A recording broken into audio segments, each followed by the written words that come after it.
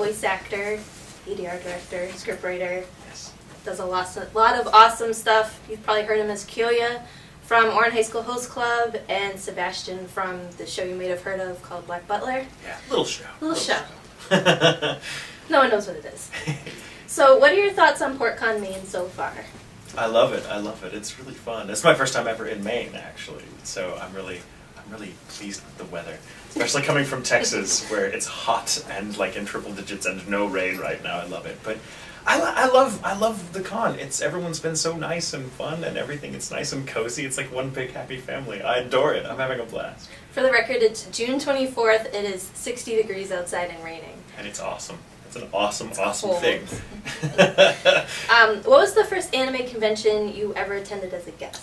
I think that would have to be Anime Fest in Dallas, my hometown. 2005 or 2006. I can't remember now which year, but it was quite a while back. And that was the first con I ever did as a guest. Not my first con, of course, but definitely the first one as a guest. And how was that experience as a guest? It was strange. I had been to a lot of cons when I was younger and was very much a part of that culture, and being on the other side of it where now, I'm the one signing autographs, and it was really weird. It was hard getting used to because I didn't like the clear separation between fans and myself. I like being in the thick of it, that's what I'm used to. So it took some doing. They were great. I mean, the con itself was wonderful, and they've always treated us like family, and they're great to the fans as well, but I don't think I liked the attention. I was like, I want to go get this person's autograph. I want to go see the cosplayers. It felt like, I don't know, it was weird. It was very weird, very strange experience. But everyone was really awesome about it. So. What type of conventions did you attend before?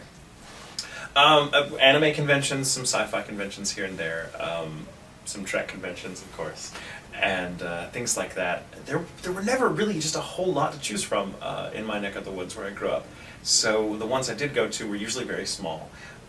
Very and had that wonderful sort of family atmosphere, and you made friends for life there because you ended up meeting people that shared the same interest who you never would have known existed if you hadn't been to that con. And what I love about cons now still is getting to be part of that process, because that to me is the most important thing a convention does, is create an atmosphere where people of like minds can get together and just be themselves.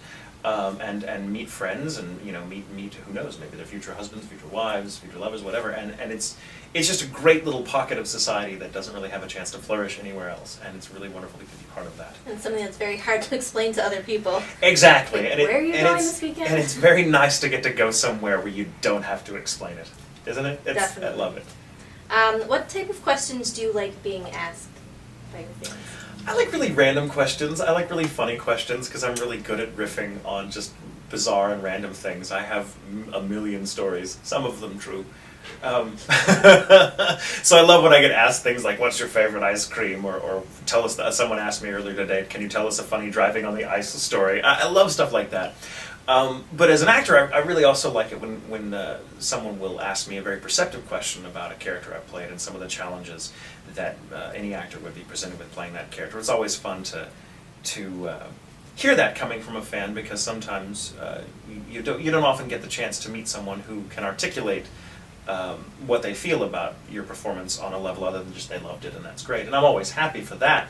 But when someone asks you a really pointed, difficult, sort of inside the actor studio question, I love it because it kind of keeps me on my toes. It's really interesting to get to be asked a question about the craft and about the emotional process of bringing a character to life. And I always like to describe that because I just think it's fascinating, and I love when people are interested in that kind of thing, because I certainly am. Besides, how do I become a voice actor? What are the most common questions you are asked? I think the most common questions are, what would this character do if they liked this character? How would this character ask this other character out? Who would win in a fight, this character or this character? A lot of that. Those are the most common ones, and those are fun to answer because I think about this stuff, so I have answers for all of them. I'm like, well, clearly Sebastian would ask Grell out this way, and here you go. And then it's wonderful. It's wonderful. Do you have any funny stories about attending a convention, either as a regular attendee or a guest? I think I have funny stories from just about every convention I've been to. It's just sort of the nature of the game. I've had conventions that were horrible experiences just because I was either sick or miserable or something, or maybe the convention just wasn't working out, which has happened rarely. But that, you know, that maybe the experience was saved by a single encounter with a fan that just said something to you that was really wonderful.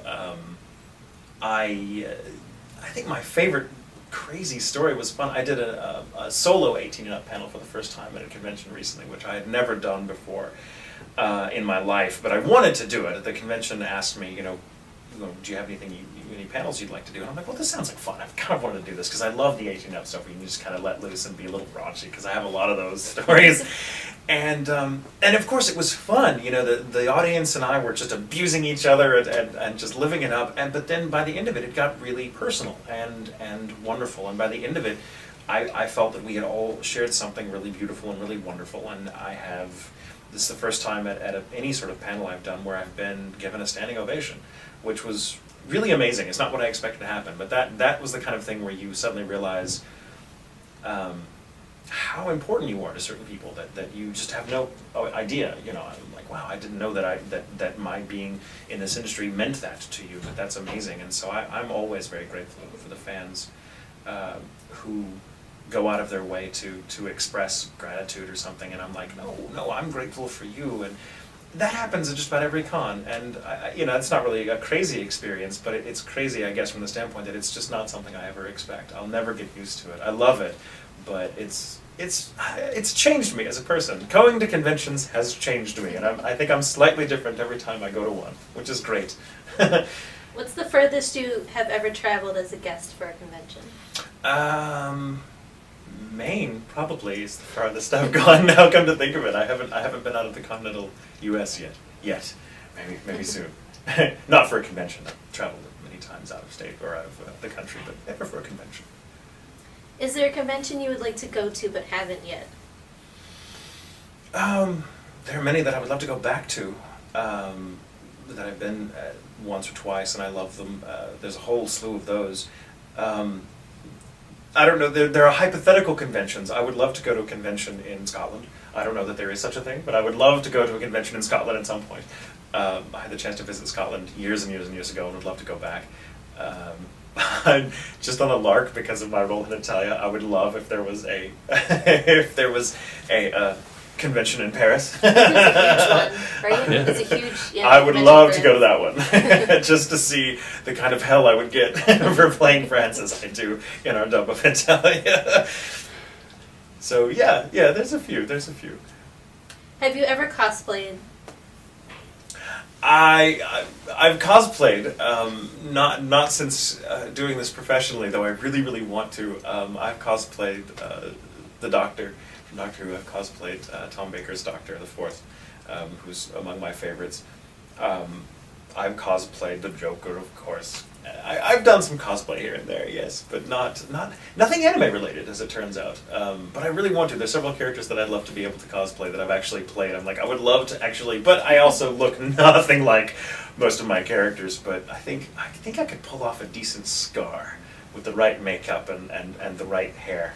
I could pull off a decent scar, because we actually kind of built similarly enough, but I'm not the svelte, cute, long-haired, doe-eyed boy that I usually end up playing, so I can't really convincingly cosplay most of the characters I portray, which is, the irony. I think you already answered my question, who your favorite Doctor is. Yeah. Tom Baker. Well, incidentally, he's not my favorite Doctor. Okay. I mean, he's my first, and he's one of my favorites. My favorite Doctor is Patrick Troughton, the second Doctor, because I feel he probably had the most important stake in creating the franchise, because he was the first actor to take the role over from the original Hartnell's Doctor, who everyone loved, and the idea of regeneration, the Doctor being able to be played by another actor and completely differently and having a different sort of surface personality, was completely new, and no one knew if it was going to work, and there was such a huge outcry against anyone else taking the role away from Hartnell when Hartnell decided it was time to step down, that had Troughton not been the actor that he was, and had really gone into it with the wonderful sense of play, and he just knew what he was doing to such a degree that it was almost mysterious. And the result is, because of that, he made the franchise work. Because of him, other actors have been able to take up the mantle of that role and kind of experience the same thing, but he was the first to, he's the pioneer. And so Troughton to me is probably the most important Doctor, and for that, you know, he all the others stand in his shadow as far as I'm concerned. Though I love all of them, really. There isn't a Doctor I don't like.